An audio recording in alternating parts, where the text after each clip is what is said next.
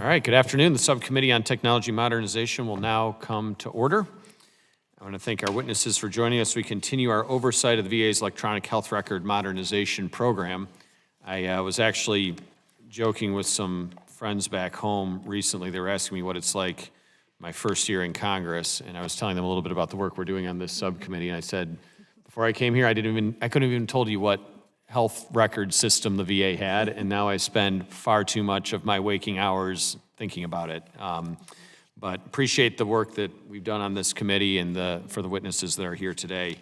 And right now, of course, we're at a pivotal moment. I think we're down to 117 days until the new system will be launched at 4 of the medical facilities in my home state that serve the veterans, of course, from my district, but across Michigan and parts of other states as well. This timeline is locked in and the countdown is on, but the question remains, when the switch is flipped in April, will the system deliver and will it do what we need it to do? Or are we going to run into snags like we have in the past? For millions of veterans relying on VA hospitals and staff supporting them, this is not something that is theoretical. It's real, it's happening, and we have to do it right. And as I said before, the veterans that we serve and that the department is going to serve have the right to be a little bit unaware of the nuance of which health record system the VA is using. They want it to work right, be able to schedule their appointments, go see their specialists, and move on with their day in a timely way. Veterans expect more than just promises. They expect safe and timely care, and we all expect systems that support our doctors, not work against them. Technology should be a tool that opens doors, not a barrier that adds more steps, more clicks, and more frustration. We heard about some of that earlier in this committee term when we saw that providers were getting frustrated with some of the interfacing with the system they have. When we first met on this topic in February, VA was just emerging from a very long pause, and while progress has been made since then, we know that significant work remains before we go live. VA has standardized over 1,000 workflows into a national baseline, with Michigan being the first to use it. VA has tightened their timeline, and for the first time since the pause, we saw large system updates roll out this August without disrupting care. These are meaningful, good signs, but we cannot ignore other red flags that are warnings. Behind the scenes, many tools slated for Michigan have never been tested on a large scale. 34 new complex clinical workflows will debut there for the first time.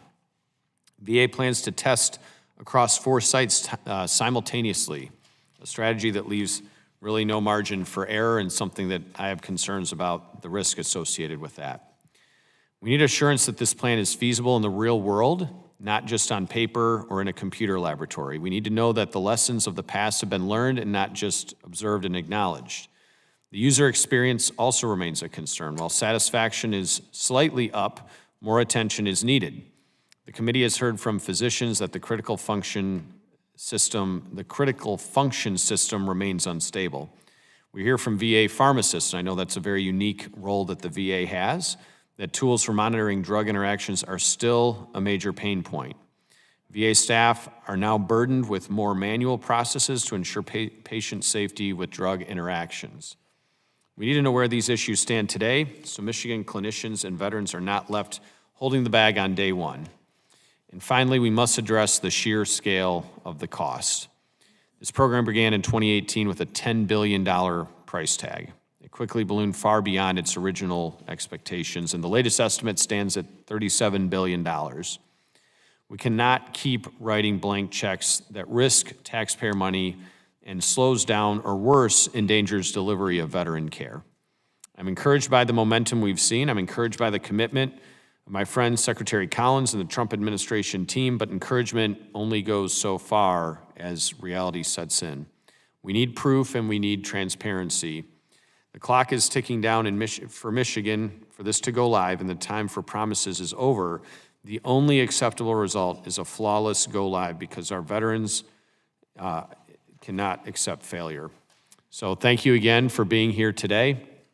And I do want to say it's never my intention to take gratuitous shots at anybody appearing before this committee, but we do have a role to play in oversight of what's taking place, and we intend to vigorously and robustly carry that forward. And with that, I will yield to Ranking Member Buzinski for her opening statement. Thank you, Mr. Chairman, and I agree with you. And thank you to our witnesses for being here today. It seems we are bookending this year with EHRM hearings, and I look forward to hearing how the program has improved and how the department has prepared to resume go-live activities. But to start, I do want to address an article that I read over the weekend about Secretary Collins's plans to eliminate 35,000 positions from the Veterans Health Administration. I am disappointed that we had to learn about this through the media and not from the Secretary himself. Something this significant, I believe, warrants proactive communication with members of Congress. The department is quick to say that most of these positions are vacant, but the word is most, and they don't use all. The VA workforce is already stretched too thin. Eliminating positions does nothing to help veterans who, in many places like my district, are waiting months for appointments. In fact, these actions threaten to undermine VA's ability to deliver timely care. Only at the VA can veterans expect to receive care from providers who have a deep understanding of their unique experiences. That's irreplaceable. If Secretary Collins is serious about keeping veterans at the center of everything, VA healthcare must continue to lead the way. VA must be fully staffed and resourced. The continued efforts of this administration to bleed VA dry will make it harder for us to honor the service of our nation's veterans. Their efforts to outsource veterans care will also have dire impacts on the success of the EHRM program. Today, we are 117 days from VA's EHRM go live at 4 VA medical centers in Michigan. After the program was reset for 3 years, the department made the decision not only to restart, but to accelerate the go-lives in an effort to finish almost on schedule. I am sure the chairman is anxious about this. I know I am. There are VA facilities around my district that are scheduled to go live right after the Michigan sites. The veterans of Michigan's 7th District and Illinois' 13th District are next to be impacted by EHRM. We need assurances that Oracle and VA have fixed the issues that are still plaguing the first 6 sites. At the time of our last hearing on EHRM in February, the department had dozens of outstanding recommendations from VA's Office of the Inspector General and the Government Accountability Office. According to GAO's testimony, it hasn't changed. Our goal is to ensure that we are setting VA up for success. However, what I have heard in the past year has not convinced me that VA is ready for launch at 13 facilities in 2026. I have raised many questions with VA and Oracle, but the answers do not give me confidence. In fact, I worry that we are spending billions of dollars while simultaneously setting this program, particularly the 6 sites that are already live, up for failure. I need both VA and Oracle to tell me what they have done to address concerns raised by VA employees and veterans at the first 6 sites, such as prescription errors and incorrect alerts. For veteran patients, the consequences of these errors range from discomfort to death. We must know that catastrophic errors in the system are not putting veterans' lives, we must know that catastrophic errors in the system are not putting veterans' lives at risk. I also want to hear what state the system is going to be in when EHRM goes live at the next 4 sites. Earlier this year, we learned that VA was looking for an EHRM systems integrator. I was hopeful that this might be a positive change in the program rollout. There are a lot of questions about this contract, which was awarded to Accenture in November, and how it is going to work. In fact, ranking members Takano and Blumenthal sent a letter to Secretary Collins shortly after the award was announced and have yet to receive a response. What will Accenture actually do to make EHRM more successful? Is it a true systems integrator, or is it a continuation of the role currently held by Booz Allen Hamilton? How will Accenture be effective given its lack of authority over the Oracle Prime contract? Unfortunately, the more I hear about this contract, the more it seems to be a replacement for VA's program management contract, not an actual systems integrator. In September, Deputy Secretary Lawrence informed me that VA estimates the life cycle cost of this program to be $37.2 billion, but it seems like this estimate has changed quite a few times. VA originally told Congress, as Chairman Barrett mentioned, they needed $10 billion for the entire program. Shortly after that, they came back and asked for an additional $6 billion for VA's program cost. In 2022, VA contracted with the Institute for Defense Analysis to conduct a true life cycle cost estimate, which shifted the estimate for the project to almost $50 billion. And now the Deputy Secretary is backtracking and saying that it's only going to cost $37.2 billion. I'm concerned that nobody actually knows what the bottom line cost is. I need to hear today that VA has a grasp on this. The American taxpayers and veterans deserve transparency. Finally, I want to address a recent article in the Washington Post about VA's EHRM program. I believe this article highlighted real concerns from department employees about the system, concerns expressed from a place of worry for patient safety and provider burnout. I wish the department would take these concerns seriously and use that feedback in their change management efforts. I find it very troubling that the department instead seems to be minimizing the concerns raised. Their framing of the story takes their usual tact, blame everything on the previous administration. And I'll be honest, I think there is plenty of blame to go around, but of course it was the first Trump administration that rushed VA into a sole source contract with Cerner before either was ready. Ultimately, we should not be pointing fingers.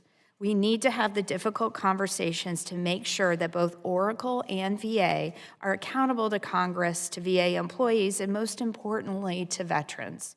We need to ensure that this new EHR supports VA's provision of world-class health care. Thank you, Mr. Chairman, and I yield back. Thank you, Ranking Member Bazinski. And I will now introduce our witnesses from the Department of Veteran Affairs. We have Dr. Neil Evans, Acting Program Executive Director of the Electronic Health Record Modernization Integration Office. Did I say that correctly, Doctor? All right, very good. From Oracle, we have the Honorable Seema Verma, Executive Vice President and General Manager of Oracle Health and Life Sciences. And from the GAO, we have Ms. Carol Harris, a familiar face to this committee, the Director of IT and Cybersecurity at GAO. I'll ask the witnesses to please stand and raise your right hands. Well, your right hand. Do you solemnly swear under penalty of perjury that the testimony you're about to provide is the truth, the whole truth, and nothing but the truth? Thank you, and let the record reflect that all witnesses have answered in the affirmative. Dr. Evans, you're now recognized for 5 minutes to deliver your opening statement on behalf of VA. Thank you. Good afternoon, Chairman Barrett, Ranking Member Bazinski, and distinguished members of the Subcommittee, including Mr. Luttrell. I want to begin by thanking Congress and this committee for the opportunity to testify today and for your continued support of VA's electronic health record modernization efforts.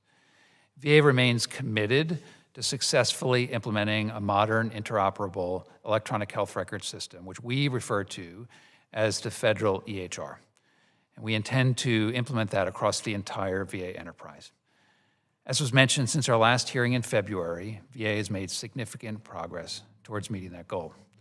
In March, VA announced its plans to deploy the federal EHR to 9 additional VA medical centers and associated clinics in Ohio, Indiana, Kentucky, and Alaska by the end of calendar year 2026. Those were in addition to the 4 previously announced medical centers in Michigan slated for deployment, bringing the total number of planned deployment sites in 2026 to 13. That encompasses more than 100 physical locations when clinics are considered in addition to the medical centers, and will involve transitioning more than 27,000 VA employees from VISTA to the federal EHR in this coming year. In addition, we've begun deployment work at 7 additional facilities with 19 more on the way, all with planned go-lives in 2027. Furthermore, as evidence of our commitment to full implementation of the system across the VA enterprise, we recently shared a schedule with this committee outlining our plans to complete deployments of the federal EHR at all VA medical facilities as early as 2031. Based on lessons learned, VA will now be using a market-based approach for deployments, with multiple medical centers working together and going live simultaneously in each deployment wave. This approach allows us to scale up the number of deployments, enhance efficiencies, and improve the sharing of best practices within and between markets. Now, I'd like to bring our focus back to the near term. As was mentioned, we are only 117 days, less than 4 months, away from our planned go-lives in Michigan, and less than a year away from the remainder of our deployments across all of VISN 10 and Alaska. The title that you chose for this hearing is apt: Ready, Set, Go Live. Teams at all the 2026 sites have been preparing diligently for upwards of a year. The gun has already gone off, go-live dates are imminent, and we are on track for successful deployments. Contributing significantly to VA's current momentum has been leadership ownership of this project at all levels of our organization, starting at the very top. Since assuming their roles, Secretary Collins and Deputy Secretary Lawrence have prioritized attention to this critical project and have taken significant steps to ensure that all stakeholders are aligned. Dr. Lawrence has been talking to site and VISN leaders weekly and has made multiple visits to sites scheduled for go-live in 2026, where he has made it a priority to listen to fellow veterans and VA staff talk about their experiences and expectations, and to respond quickly when adjustments are needed. Just as important, leadership and staff at both the individual sites and the VISN level are encouraged by the program's direction and newfound momentum and are perhaps the most important drivers behind our current progress. As for the system itself, VA and Oracle Health have made significant strides in assuring the federal EHR is performing reliably and meeting our expectations. As an example, as of November 19th, Oracle Health systems within the federal EHR maintained an incident-free time of 95.93%, exceeding our agreement of greater than 95% for 21 consecutive months.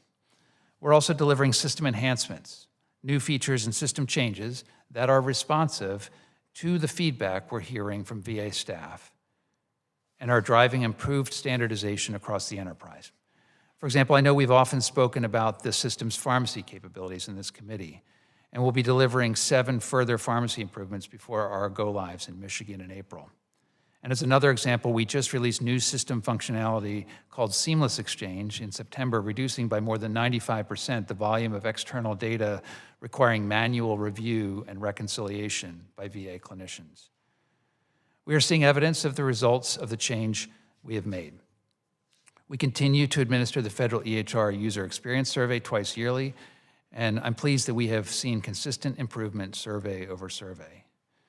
Ultimately, our goal is to deliver an EHR system that earns the trust of veterans, clinicians, and staff, and that means a system that works efficiently, enhances care coordination, reduces administrative burden, and improves health outcomes for veterans. With the partnership of this subcommittee, we look forward to continued and accelerated progress over the remainder of the 119th Congress and beyond.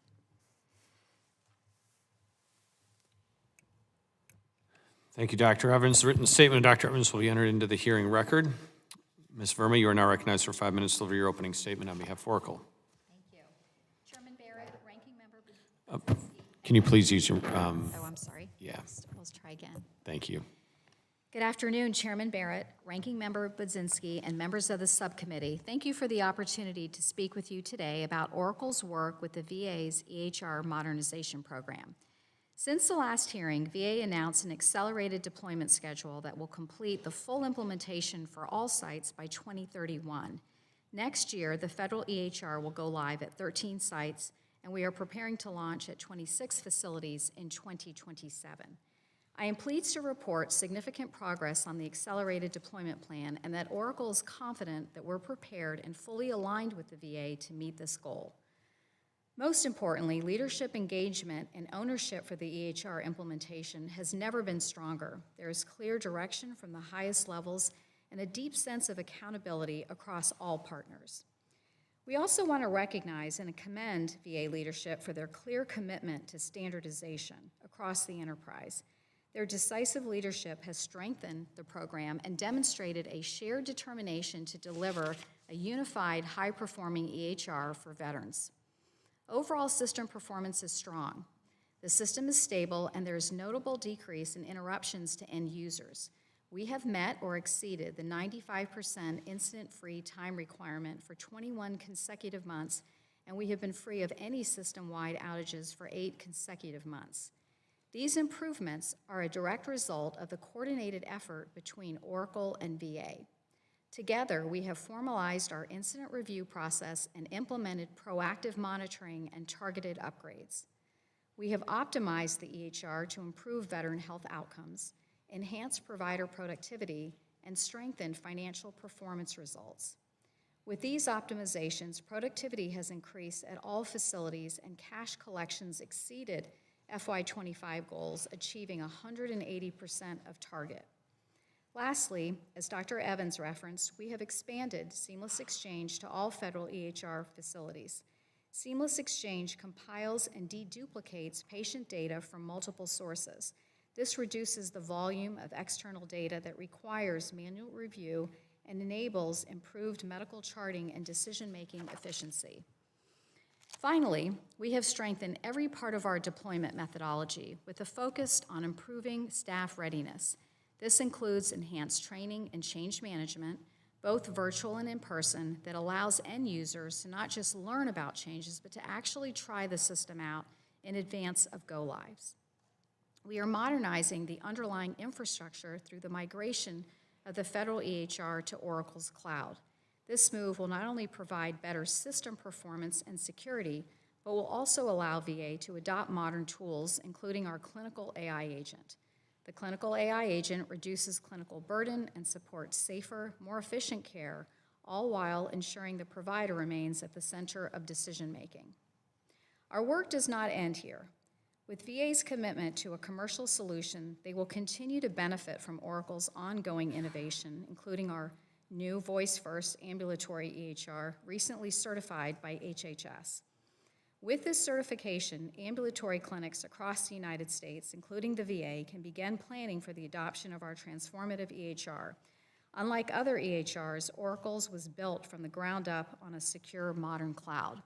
This allows for streamlined clinical workflows and automation of manual tasks so providers can spend more time with patients. Oracle continues to lead on data interoperability. We have taken the White House Interoperability Pledge and have recently been designated as a Qualified Health Information Network, or QHIN, by HHS. This achievement will enable broader and more secure exchange of patient data records across disparate systems, as veterans receive care from multiple sites and multiple providers. Our QHIN will streamline connectivity, enhance data accessibility, and help ensure that every care provider has timely, comprehensive information to support better outcomes for veterans everywhere. In closing, as we move into 2026, we are confident and prepared to deploy the federal EHR under the accelerated deployment schedule. This will bring a unified health record to veterans, which we can all agree brings incredible opportunity to improve their experience with the VA and the health of our veterans. Thank you, and I look forward to answering your questions. Thank you. Ms. Verma. The written statement of Ms. Verma will be entered into the hearing record. Ms. Harris, you're now recognized for 5 minutes to deliver your opening statement on behalf of the GAO. Thank you. Chairman Barrett, Ranking Member Budzinski, Congressman Luttrell, thank you for inviting us to discuss the readiness of VA's EHRM program. In June 2017, the department initiated this program to replace the legacy VISTA system and has since deployed the new EHR to 6 of its medical centers at a cost of about $12.7 billion. The rollout of the system has been met with poor user satisfaction, change management issues, and slow resolution of trouble tickets, among other things. Given the magnitude of user concerns, VA paused deployments in April 2023 to improve the system and address those concerns. On December 2024, VA announced it would resume deployment, starting with 4 Michigan sites in April. By the end of 2026, VA plans to complete another 9 sites under an accelerated deployment schedule, and roughly 170 more throughout the nation by 2031. Over the past 5 years, we've issued 5 reports on VA's efforts to deploy its new EHR system. These reports describe actions taken by the department and identify challenges with key planning tools critical for program oversight. We also reported on challenges experienced with the initial deployments, such as the ones I just noted. To address these challenges, we made 18 recommendations, 12 of which we have marked as priority because of the critical impact they have on strengthening successful future deployments.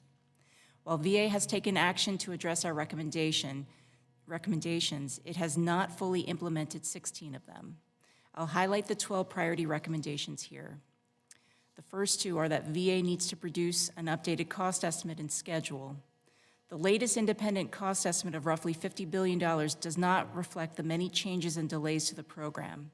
And I know you've said that they have provided you with an updated estimate of $37 billion. We have not received that estimate, and so I would ask the department to provide that to us so we can review it. But the updated estimate is imperative to understanding the full magnitude of VA's investment. We have also yet to see an updated integrated master schedule. Consequently, as the department increases its momentum to complete 170 total site deployments by 2031, more information critical to controlling risks and informing congressional oversight is needed. Additionally, more work is needed to demonstrate results of VA's actions to address user concerns and system issues. In May 2023, we reported on gaps in VA's organizational change management activities for EHRM. We also reported that users expressed great dissatisfaction with the new system and that VA did not adequately identify and address those issues. We made 10 priority recommendations to address change management, user satisfaction, system trouble tickets, and independent operational assessment deficiencies. VA concurred with those recommendations.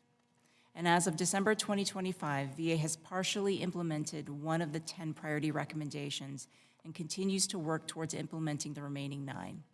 For example, VA partially implemented the recommendation to address users' barriers to change.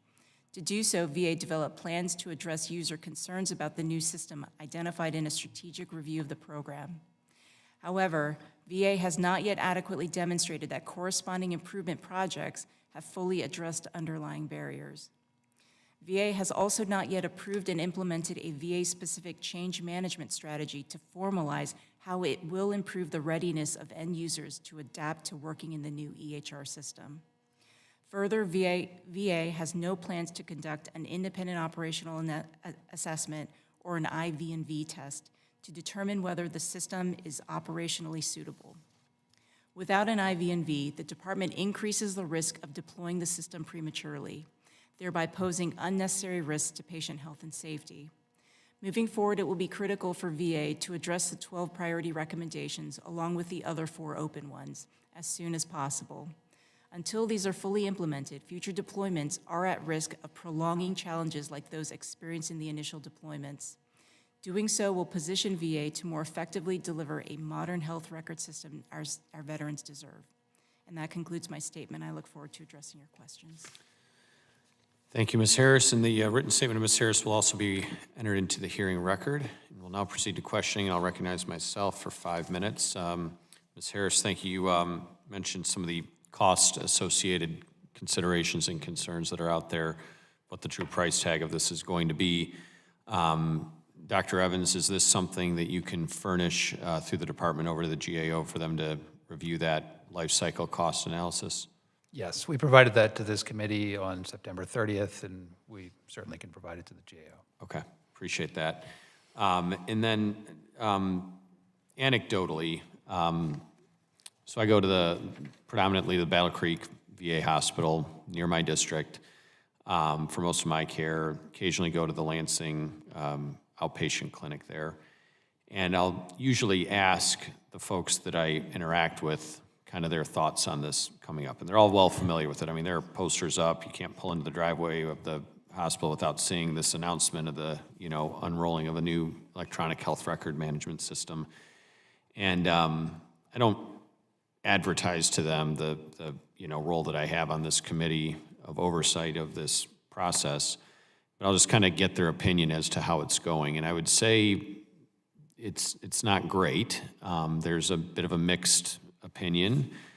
Some of them feel like they're not fully ready for the new system at this point. Dr. Evans, can you walk me through, I understand we're not going to train people on this prematurely, but do you have confidence, does the department have confidence that the end user, the people that are actually interfacing with this program, are going to be well equipped to deal with it at the time that we go live? In short, yes, but let me give you some Yeah. comfort flavor. behind that answer. For the 4 sites in Michigan, we just completed last month super user training. So super users are folks who are in every department of the medical centers in Michigan who will be the kind of experts in the federal EHR for their peers. I think there was over 400 folks who went through super user training. I don't have the exact number here, but it's a sizable number. The super users are going to basically help the end users when they start their training. For the average user, so somebody who has not been selected as a super user, they start their training February 1st, so the beginning of February. With super user training, we have introduced a lot of changes to our how we do training and how we support adoption for the Michigan Go Lives.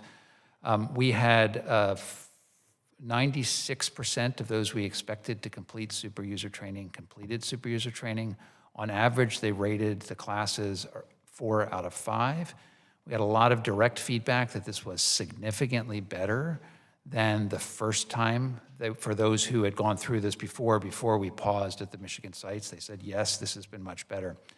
And in addition, for the super users, we've added, and for all end users, something called learning labs. This was a success at FHCC. Learning labs are when we finish classroom training, or it's delivered virtually instructor-led training. After that, we do a learning lab, which is where users can come together and practice using the system in the sandbox together with their colleagues and see exactly how it works. We had 13 scenarios at FHCC in North Chicago. We went live there, got a lot of great feedback about that. We've now built 98 scenarios and went through those learning labs with the super user, got a lot of great feedback about it. So I would say that the end users should expect their confidence to start to grow as they get into training in February and learning labs in March. Okay. Thank you. And then Ms. Harris, the IV&V test that you pointed out, is that the one, I think you had mentioned to me separately that the kind of 4 parallel testing going on instead of sequential testing, is that part of the IV&V, or is that a separate test that would be required? Well, given the change in the strategy for testing with this market-based approach where they're going to be basically simultaneously testing at 4 sites, it will make it more difficult to do an IV&V, which is that end-to-end test. That's a separate then? Yes. Okay. Yes. And both are, in your opinion, complicating, could lead to significant risk? I do believe so. I think that the simultaneous testing at the 4 sites, it will take a tremendous amount of resources, and to deal with the issues that come up inevitably with a go live, to be able to handle it at all 4 sites simultaneously could be, significantly risky for the department. Ms. Verma, when I get back to my next order of questions, I'll have a question for you about that. But beforehand, I want to yield to Ranking Member Budzinski for 5 minutes for her questions. Thank you, Mr. Chairman. Dr. Evans, VA's plan to accelerate EHRM deployments will rely on having sufficient manpower. In the history of this program, the program office has never really been fully staffed. So I have a couple quick questions. How many open positions do you currently have in the program office? It's just over 100, but that's also because we just had a new signed org chart which increased the number of positions that we are authorized to hire. So we are now actively hiring to fill the additional positions that we've added to the program office docket. So your plan is to fill all of those positions then? Absolutely. Okay. And how will your current staff levels be able to not only resume go-lives, but support for the 4 go-lives at one time, but support up to 4 go-lives at one time? I guess that would be taking into account the 100 that you would be adding. Yes, we are actively hiring. In addition, at the sites that are going live, there's active hiring going on. There are 510 positions in recruitment. Actually, I think 163 of those folks are already on board. at the sites that are going live to support operations locally. Plus, we're hiring in the program office, and then, of course, we have a significant amount of help from our contract partners, Oracle, Booz Allen, and Accenture Federal Services, as you just heard. Okay. So you have significant hiring that needs to happen, though. There are a lot of vacancies in the program office. There are vacancies in the program office in part because we are expanding the size of the program office.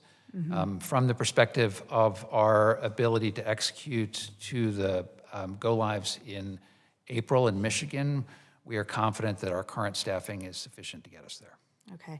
Ms. Verma, the scope of what Oracle and VA are planning to do is almost unprecedented. So the number of simultaneous go-lives and the time between the waves will require a massive pool of contractors to support all of these facilities, as Dr. Evans has mentioned.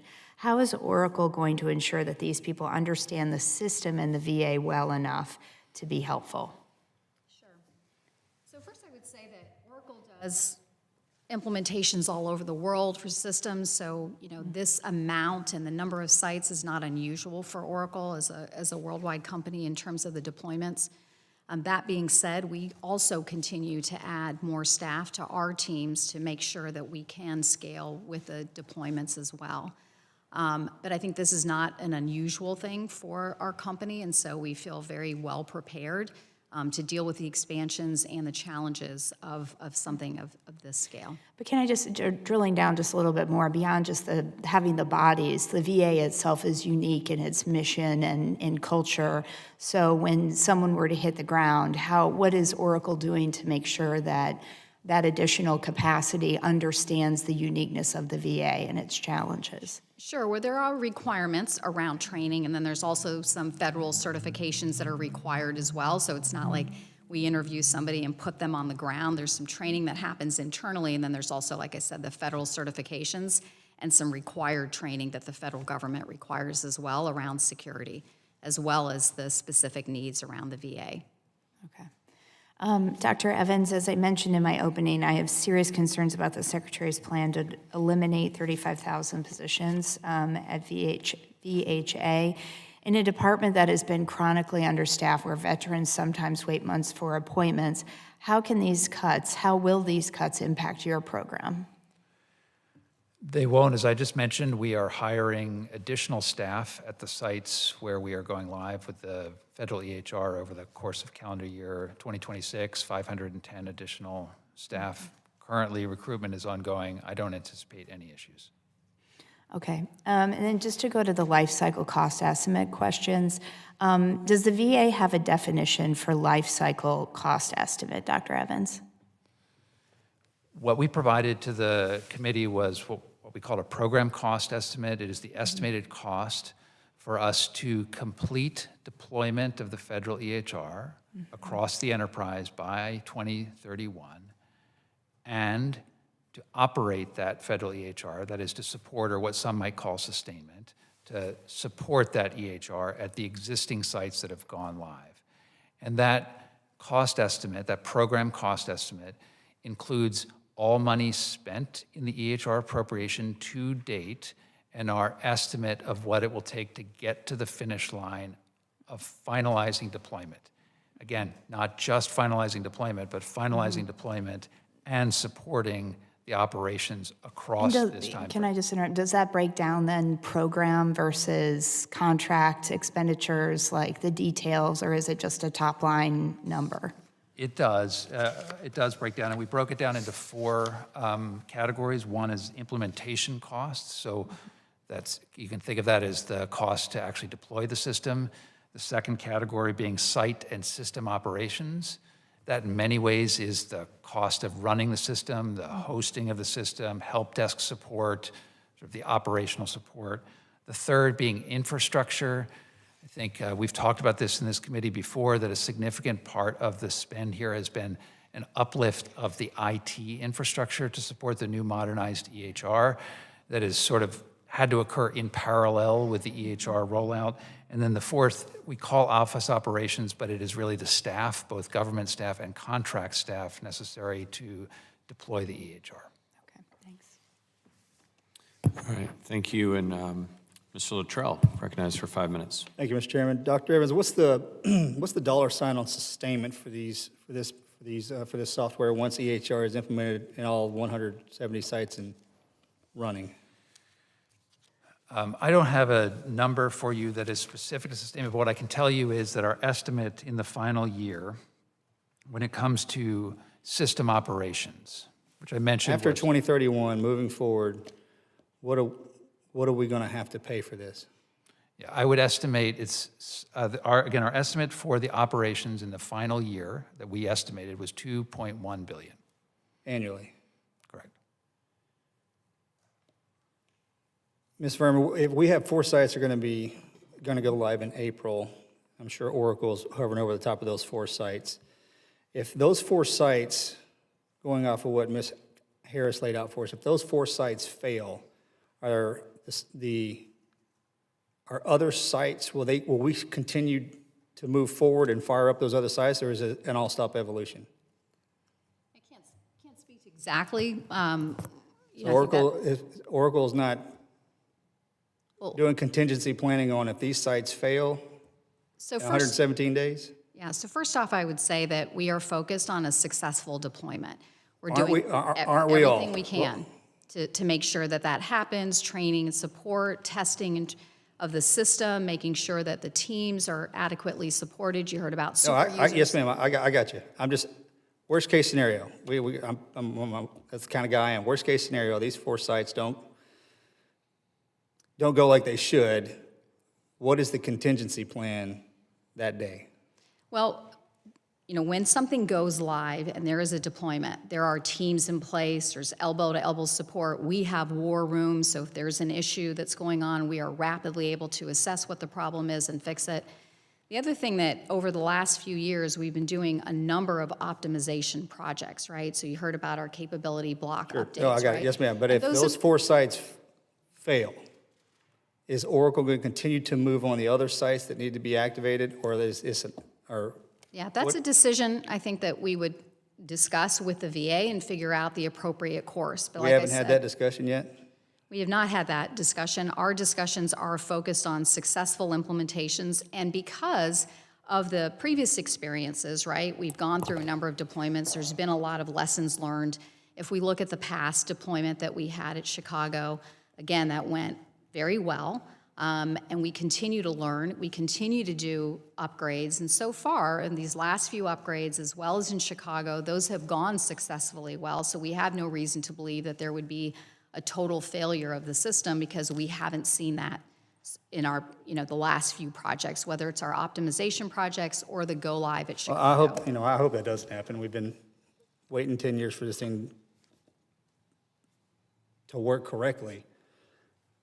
Just from my experiences in the past, if you're not contingency planning on the worst case scenario, when it shows up, we're in a lot of trouble.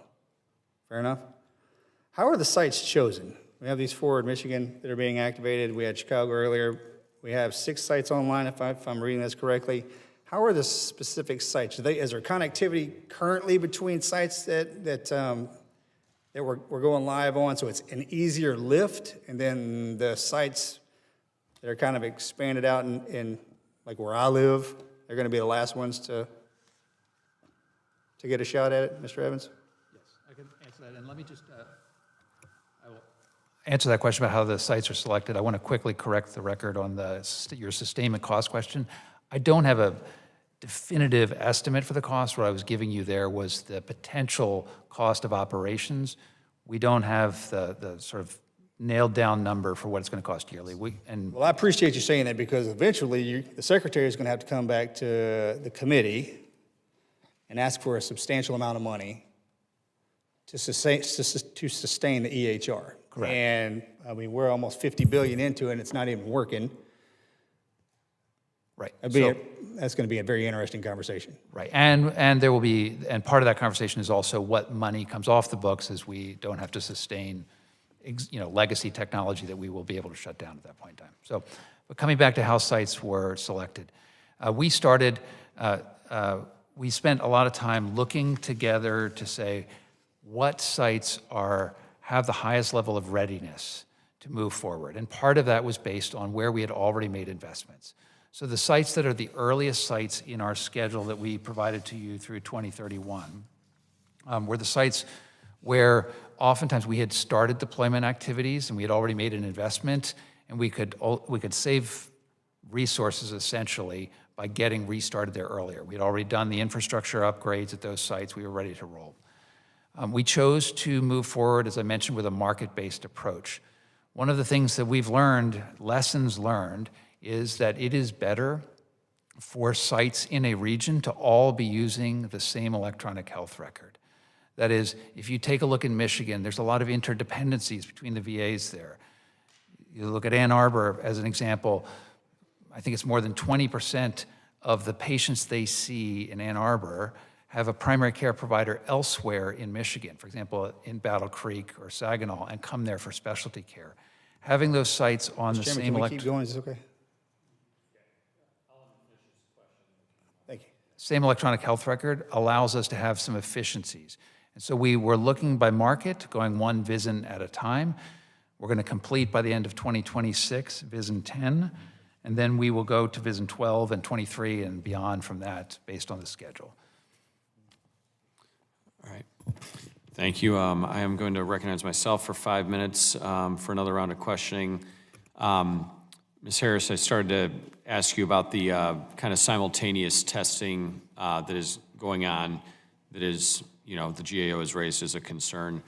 Ms. Verma, what do you feel is a counterpoint to that, and what can you do to convince me and the GAO that doing this in a simultaneous fashion is the appropriate way to do it without just hitting a deadline for a date, without thinking through the risks associated with it? Sure. Well, first of all, we strongly support, robust testing. That's an important part of an implementation. When you do testing, that's when you may see things that you didn't anticipate. So agreed that it's a very important part of an overall deployment. I think it's important to recognize in this situation is that the system is live in 6 sites today. And since we have implemented in those 6 sites, we've also done a number of optimization projects. And so when we do those optimization projects, we go through a big process of testing the system. We do that with the VA, and then what we've also more recently implemented is that instead of waiting till the end to do testing, we kind of do it on an ongoing basis. We show them the optimization work. So I think we've had very strong, robust testing, and so we feel confident that the system that we have in place around testing is working.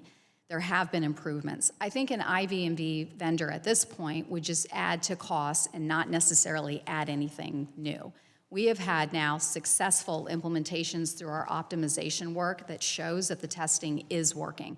There are times when we've done testing, we've picked up things, we've delayed in some cases when we realized we needed to spend more time on it, but I think at this point the IV&V vendor is But laying aside the IV&V, just doing all 4 sites simultaneously instead of one after another does increase the risk if something is discovered that needs action, correct? And increases the risk of potential problems, would it not? Right. This is more of a scale issue. When we know we have 4 sites, we make sure that there's adequate teams on the ground to do elbow testing.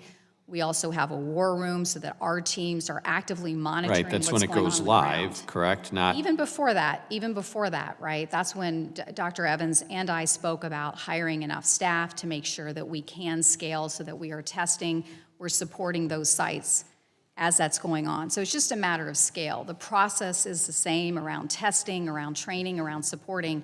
It's just a matter of having enough staff to do it. But this is each of these are very unique in their application. Each of these VA hospitals, they're not, Correct. cookie cutter stamped out. These are very, very customized to their unique situation. And doing them all 4 together, to me, elevates the risk that there's going to be problems that arise or issues that are overlooked, or we're batching these all together and then we're going to have them all go live nearly simultaneously without a lot of consideration for what happens if, as Mr. Luttrell pointed out. And I think those are the things that we have to bear in mind. And, not to discredit what you're saying, but it feels like a lot of that is we have these things and, we're a big company and we can do that, but I don't think that Oracle has had a project like the one that the VA is undertaking right now. Would you agree with that? I think we feel very confident that we can do this, and we can do it at more than one site at a time. I would expect and hope that you'd be confident in Feel it, very for confident. sure. We feel very but confident in doing that. And I agree with you that every VA is different, which is why we've had teams on the ground. It's not like we're turning on the system quickly. We've been in these sites, we've been doing assessments of the sites so we can understand what they have on the ground, what are the differences between each site. So we have a plan for each site, and we have adequate staff and support for each of those sites. Ms. Harris, do you feel like these commitments by Oracle are satisfactory to the overall concerns that the GAO raised? I mean, in taking a look at the previous history of the initial 6 sites, particularly in the 5, I mean, when they went live, Oracle Cerner did have a difficult time in addressing resolving those tickets in a timely manner. I know that they did a lot of streamlining in that process so that they would be able to meet their contractual marks for completing or resolving those tickets, against their contractual obligations. But I think, again, when you're doing it for simultaneous ones, I mean, there's a tremendous amount of resource that are going to go towards ensuring, for example, that ticket resolution is done, under the contractual obligation. So that alone, I think, is very risky, and it's going to take a tremendous amount of resources that I'm not quite sure is sustainable for multiple sites at once. Last question, is that something that was at the request of the VA or Oracle to do these 4 simultaneously? If I may. Either one of you. Go Yes, ahead, it was VA. VA asked to do this, and I would say I'd like to kind of take us back a step. One of the parts that we have talked about in this committee that is super important for us to succeed is to standardize our workflows. And one of the things we've done over the last year is establish very clearly what the federal EHR baseline is. As a reminder, this system is one instance, one system to support all of these medical centers. Part of locking down a baseline will actually streamline our ability to do testing, because some of that variation that you're mentioning from one site to the next becomes less, and testing becomes much easier at scale when you're testing against a standardized set of workflows and a standard baseline. The second thing is that we are, as our... Sorry, I gotta yield to the ranking member, but we will come back for more questions, time permitting. Ranking Member Budzinski is recognized for 5 minutes. Thank you. I actually just want to pick up on some of your questions about readiness. I was curious, Dr. Evans, because I think you and Ms. Verma have talked a lot, pointed to North Chicago as the example of readiness, but I am curious of how well the readiness is going there and the development since its go live. That's a unique case, as we know, though, because that was with DOD. Can you speak, though, to the other sites that have already gone live as well, and just what's happening at those sites as it relates to readiness? Sure. At the sites other than FHCC, which are in Spokane, Walla Walla, Roseburg, White City, and then also Columbus, Ohio, I would say overall we are tracking numerous metrics at those sites. You heard Ms. Verma mention about the revenue capture. We're doing very well with regard to appropriate revenue capture. Productivity at all sites at Roseburg has returned to greater than the 2019 pre-pandemic baseline productivity. We continue to hold a problem management forum with live site representatives every single day, every single workday where issues are surfaced. We address those.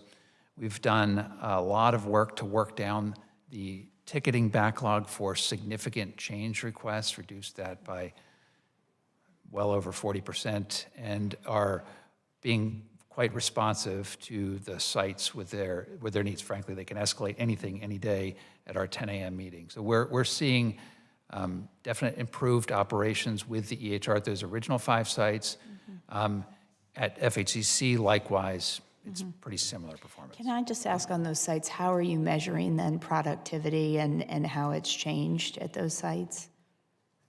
For the productivity, at those sites, we're looking at something called RVUs, which is a mechanism, it's an industry standard for measuring productivity. It's captured through billing encounters or encounters that sort of capture the documentation or the work that was done at the time of visit. We look at RVUs per provider.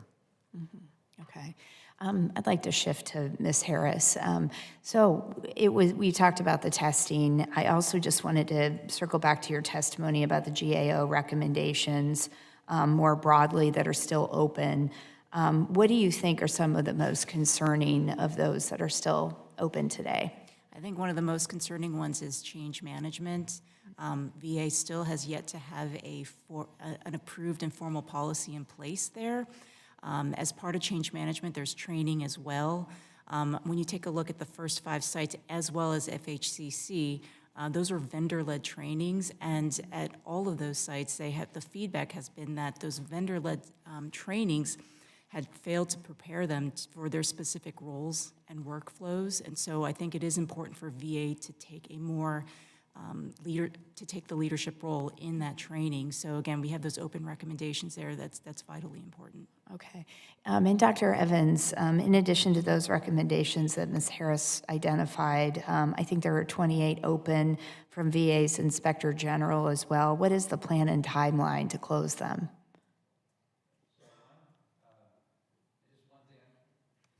With regard to the GAO recommendations, we take, of course, all of the GAO recommendations seriously. Of the 17 open GAO recommendations, I do want to highlight that for 8 of those, nearly half of those, VA has made very significant progress, and GAO has asked to keep those recommendations open until after we get past some of these initial go-lives, in Michigan specifically. So, for example, there is an open recommendation about making sure that our contractor staff and the VA is using the right terminology. This was a recommendation from 2020. We've fully implemented that recommendation.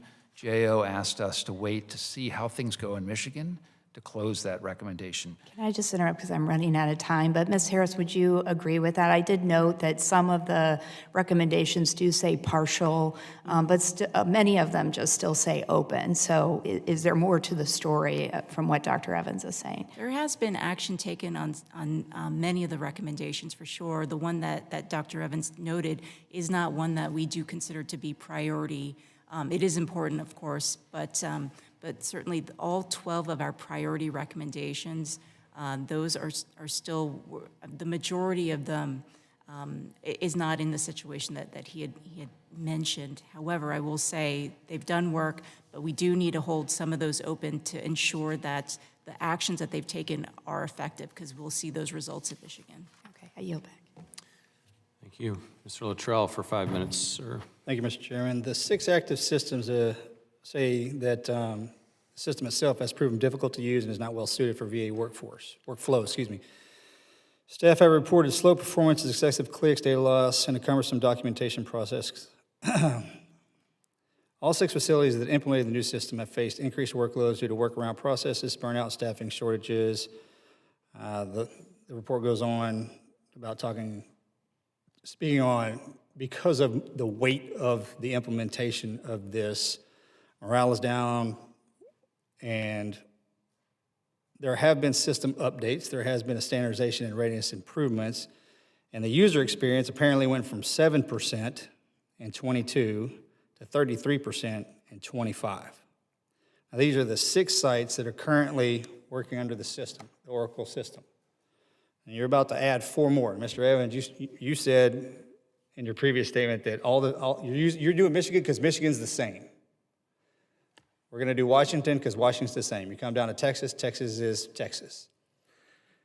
And if you have these particular sites that are having these issues, you're going to add these other sites on board that are different, and then you're going to try to complete the entire system. That's an extremely heavy weight. I'm curious, Ms. Verma or Dr. Evans, what does that even look like?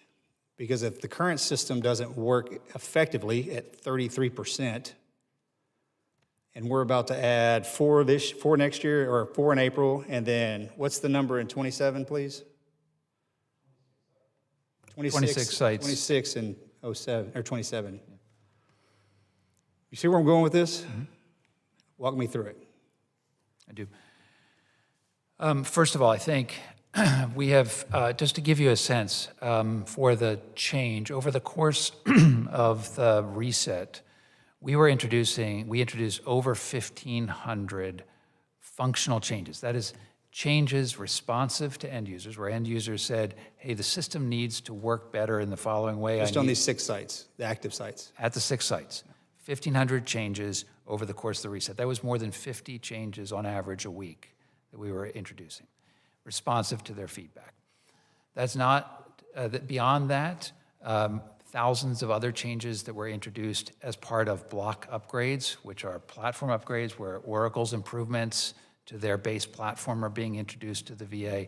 There has been a significant amount of improvements to the user experience. And I think the data that you were quoting, the 33%, is from our end user experience survey.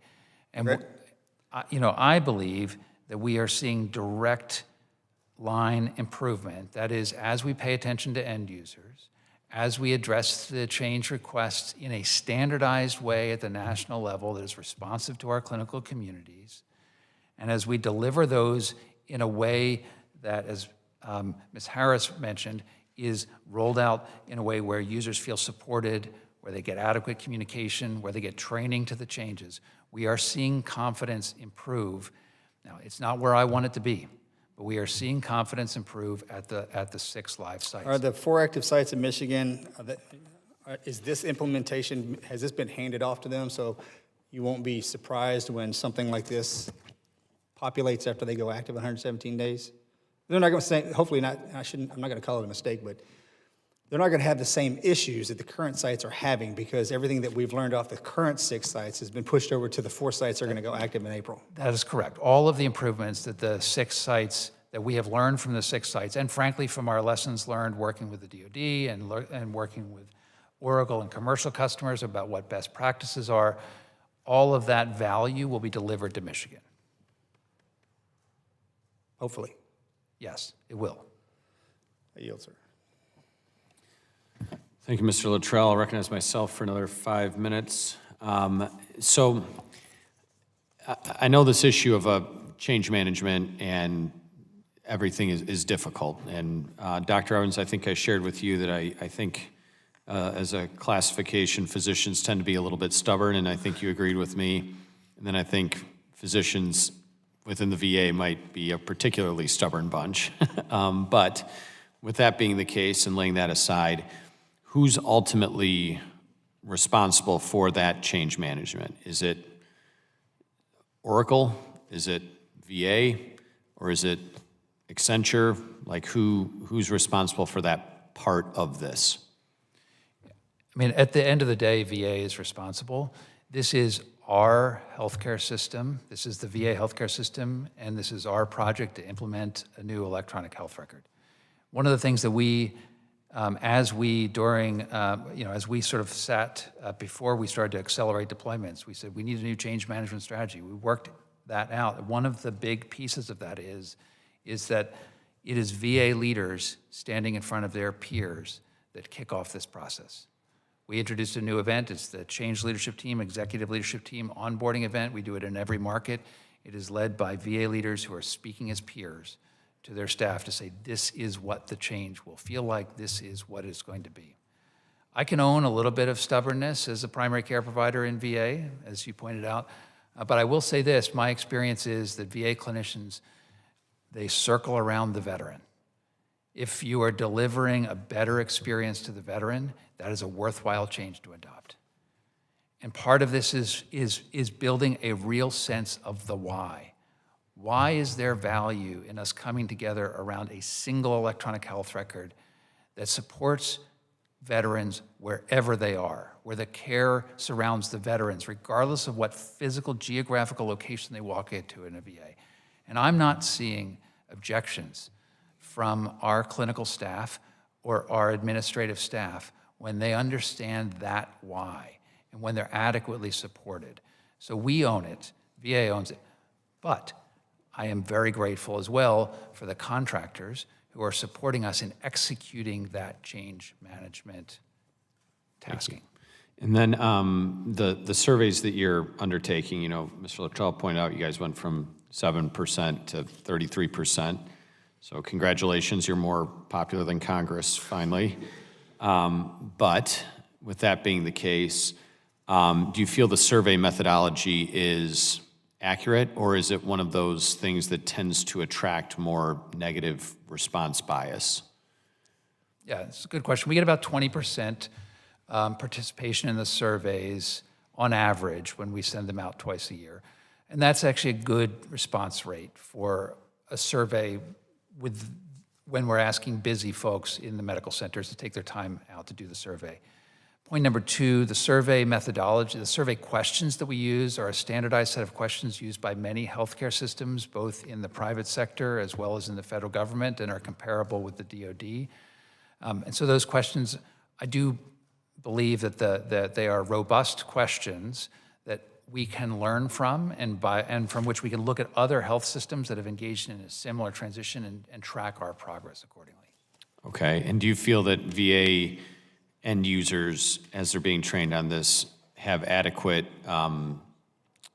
authority to raise their concerns without feeling like they're being, that there's going to be not punishment, but just, Absolutely. I mean, it is an anonymous survey. We expect complete honesty on the survey. Okay. Switching briefly, because I've only got about 1 minute left. I know we talked, Ms. Verma, a little bit about some of the pharmacy-related implementation and things like that being a unique role that the VA has and some of the drug interaction pieces.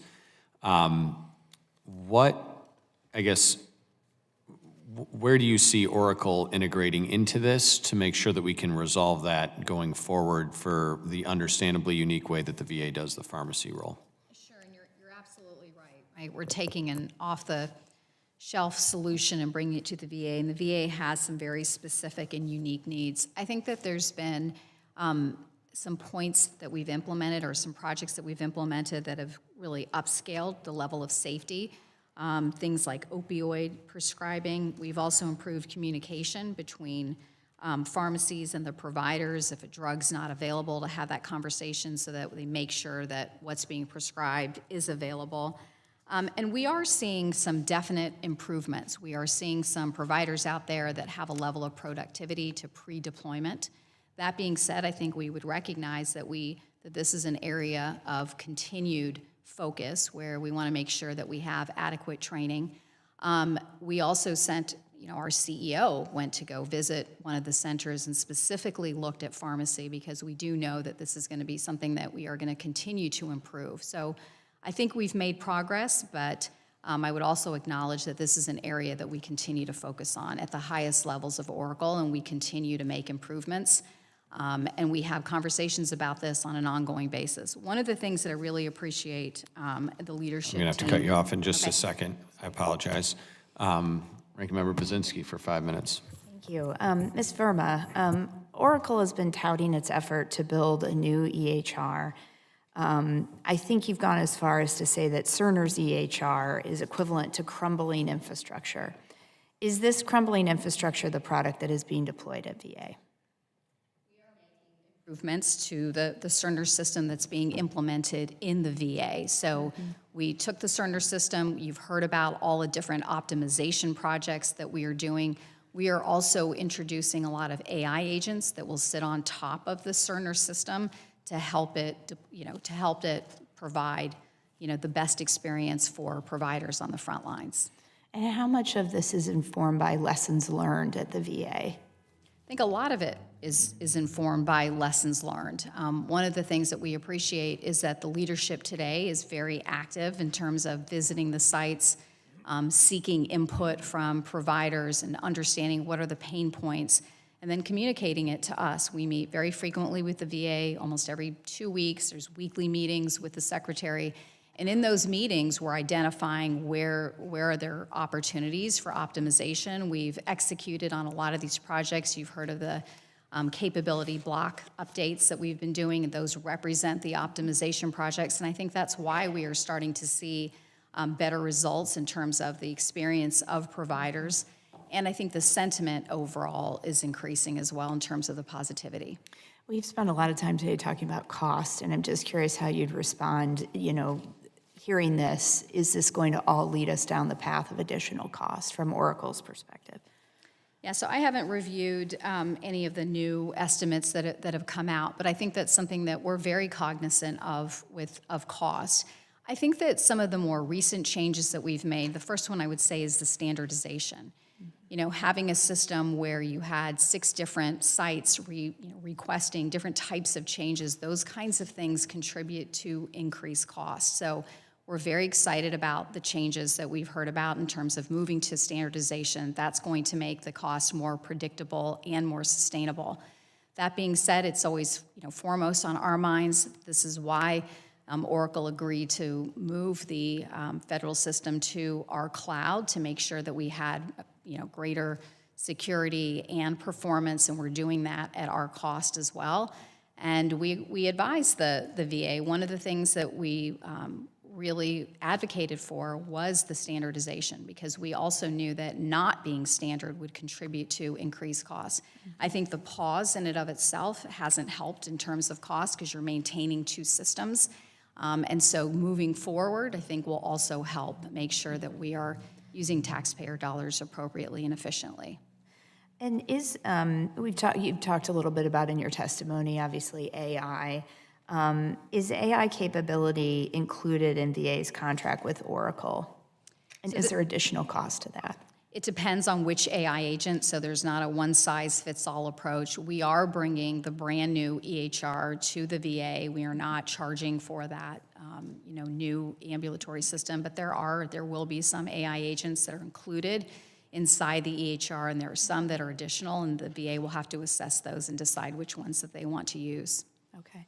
Ms. Harris, can I just ask you, in your testimony you'd flagged, we were talking about the overall cost in the beginning of this hearing, and I wanted to get to you, but I think you had flagged some concerns around that number, the $37 billion. Could you speak to that?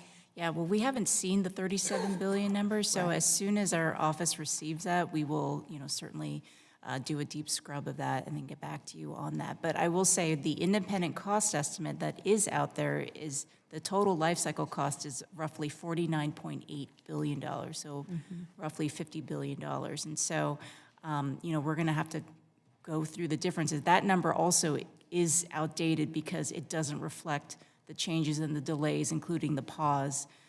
So that's also something that we'll have to take a look at, but we'll certainly do a comparison there of that. Okay. Thank you, when you get that. Ms. Verma, if I could just ask again, going back to Oracle Health Software, and specifically the veterans data, is it being used to train the AI that Oracle will use for its commercial clients? Absolutely not. We do not have any data rights, so we do not use that data to train our models, no. Okay. Will VA receive credits of some sort for the benefit Oracle is derived from the information? We don't use their information for any of our training for AI models. Okay. Ms. Harris, your testimony indicated that VA has not instituted plans to conduct an independent operations assessment to evaluate the suitability and effectiveness of Oracle's EHR. We've been contemplating the need for such an evaluation. What do you think this should entail, and what do you think who should conduct it? Yeah, so I think that given this approach to go live at 4 sites at Michigan, once that takes place, I think that there should be an IV&V after that, looking at all 4 sites to do that systematic cataloging of those defects. And it should be an independent third party that goes in and does that review. And again, I can't stress enough, the reason why MHS Genesis was so successful in their deployments, we've spent a lot of time with them. A large part of that was because of the IV&V tests that they performed. Sorry. Thank you very much. Mr. Luttrell for 5 minutes, and then we'll go to closing. Thank you, Mr. Chairman. So the VA did not Dr. Evans, I don't know how long you've been in the VA, but I was curious. So we did negotiate into our contract with Oracle any kind of AI footprint. Because what I heard her say is we're just going to get this baseline. This is like when my 8-year-old comes up and wants to buy a video game. He's like, hey, we can get the baseline model. Then when you're inside, you got to buy everything else to get it where it needs to be. It kind of sounds like where we're at. You don't have to answer that question. I just wanted to say that out loud. We have 6 sites that are currently on Oracle, right, Ms. Verma? So the rest, 160 plus, are still on, what, Vista A, Dr. Evans? We spend roughly about $1 billion on software across the board, correct? Some of the VA facilities use software that other VA facilities don't use. Some have the highest level of software advancements inside their facilities, and some don't. But we have to pay for it all, whether or not we even use it or not. Like my little facility in Conroe, Texas still uses some software that helps Vista A, but DeBakey does not. But we still have to fund the whole thing. And it's almost $1 billion, if I'm correct. I may be off on that, but I think it's almost $1 billion. Ms. Verma, when Oracle activates on every single site, do we have the ability to tell everybody else, hey, we don't need you anymore?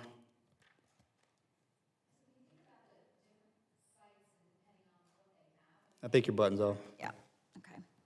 So I think it's going to depend on every site. No, it can't depend on every site, because well- the whole purpose of us doing this with you guys is that every site's the same. Yeah, so It my... says that multiple times. Yeah, so my expectation would be that with a new Oracle EHR, that they should be able to use our system and that should address the needs that they have. I don't know whether, every single site and what they have, but I would anticipate that this EHR, with the standardization that we're bringing, that it should be able to meet the needs of any hospital or clinic across the country. I hope so for $50 billion, because we're going to have the conversation with everybody saying, hey, look, we implemented this at $50 billion plus the dollar sign, Dr. Evans, of what sustainment looks like. And then hopefully at the end of the day, we don't have to say we have to continue to pay for everything that's in Vista because we already have it in the system, and then we're going to pay for Oracle on top of it. Are we going to have that conversation? Ms. Harris, what do you think about that? That sound reasonable? This is kind of the math problem I'm drawing out in my head, but it's where we are. The slide deck that they brought to my office when it shows every single software that we pay for. We have one software program that only one VA uses, and we still pay for it because they have to have it for some reason. What do you think about that, Dr. Evans? I think that this is a very important point. As we move forward, the federal EHR, think of that as the operating system for the hospital, will be the same at all hospitals. Not all hospitals offer the same clinical services. For example, we're going live in Michigan. For the first time, we'll be implementing radiation oncology. There is some unique software that is necessary to support a radiation oncology clinic and operation that won't be needed at every site. But one of the real advantages and one of the reasons why when you hear me and us and VA talk about what we call the federal EHR baseline, we think that is so important, is because we are publishing, it's published right now on our website. These are the software systems that we will support and can support connected to the federal EHR. And by definition, that also means there are those that we won't support. So every system that we have in place currently, once Oracle activates in all sites, are going to come running to you guys and say you have to use this? Well, again, Because we're already here? no. We are making the decisions now as we go from site to site around what the standard is going to be. I'm sorry, I'm still under the impression that every site's going to be the same. Not every site has the same clinical services. I understand that. But when we go to a site, But every site can have what Oracle is populating in the 6 sites that are active and 4 sites that are coming up, and the 27 next year will be the exact same, correct? So Right. I have that in my little satellite campus in Conroe. so I'll give you an example. Bedside monitors, when you walk into an intensive care unit, the thing that's hanging up above the bed with the EKG on it, that is not a core part of the electronic health record. That is a biomedical device. It has software that runs it that will need to plug into the electronic health record. One of the ways we will be able to manage cost is by standardizing which of those devices we can support. And it should be a limited number in order to be able to manage the EHR in a more cost-effective way across the enterprise. Thank you. I apologize, we're up against a bit of a hard stop for the committee. We're going to move on to closing statements. Do I go to you first? Okay. I'll go to Ranking Member Budzinski for her closing statement Thank you, first. Mr. Chairman. Thank you. I agree that we need to give veterans and VA employees the modern tools that a new EHR can offer, but those tools have to work for the VA. And I just don't believe that we're there yet. I don't want to be a pessimist, but I don't feel like I'm leaving this hearing having my mind changed on this point. Dr. Evans and Ms. Verma are quick to point out that the new administration is driving increased momentum and leadership involvement in the project. I'm concerned that the administration's involvement is only moving the program forward faster, not better. There are so many recommendations from the GAO and the Inspector General, as well as Congress, that will continue to sit unheeded. I have no confidence that the next round of go-lives is going to be any better than the last. I would implore Secretary Collins and the Trump administration to pay attention to their own words and put the veterans at the center of everything. Anything else puts the health and safety of our veterans at risk. Thank you, and I yield back, Mr. Chairman. Thank you, Ranking Member Budzinski. I was actually voted most optimistic of my high school graduating class, mostly because I thought it was the Lions' year every year. And again, we find ourselves on the edge of not even making the playoffs, perhaps. But I in my old age, I've moved from an optimist to more of a realist. And I think the issue before our committee is what is the real assessment of where we're at and what we need to do to prepare going forward. And I think a healthy amount of question, concern, and even a little bit of skepticism is appropriate for our committee to feel, given the past performance of how this has gone and what we need to be prepared for. And I can tell you with candor, what I will not accept if we fast forward the tape 117 days from today is if things don't go well and do not go as necessary to protect the health and benefit and welfare of the veterans that we serve, is finger pointing and blame between, various different vendors, the department, and who had what, and musical chairs as to where things land. So this committee, our work here is not going to tolerate that. If there are differences between opinions as to what needs to take place, I encourage you to resolve those. If you need help from this committee to do that, I am very willing to be the person to step into that role and with the ranking member to assist in doing that.